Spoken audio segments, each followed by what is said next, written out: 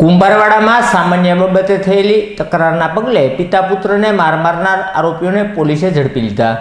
ગત તારીખ 29ના રોજ પ્રવીણભાઈ કાળુભાઈ પ્રેમરના પુત્રને સામુ જોવા બાબતે તકરાર થઈ હતી, જે તકરારની દાજ રાખી ઠપકો આપવા ગયેલા પ્રવીણભાઈ અને તેના પુત્રને માર મારવામાં આવ્યો હતો, જેની ફરિયાદ નોંધાવવામાં આવી હતી। જે ફરિયાદમાં અમનભાઈ, રફીકભાઈ કુરેશી, રફીકભાઈ તેમજ જાહિદ ગામડીઓ અને મુન્ના સમાસ વિરુદ્ધ ફરિયાદ નોંધાઈ હતી। જે ફરિયાદના આધારે પોલીસે ચારેય આરોપીઓને ઝડપી લઈ ધોરણસરની કાર્યવાહી હાથ ધરી હતી।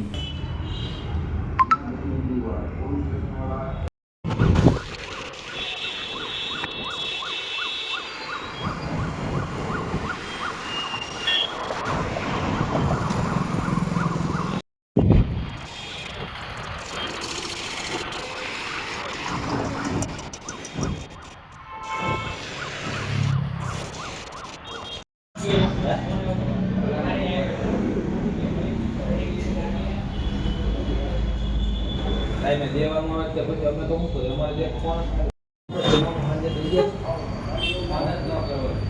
તો એ રોકતો ફોન તારી સામે પછી આજે બોલે કે નાસ્તો આપી દો એમ નહીં ફોન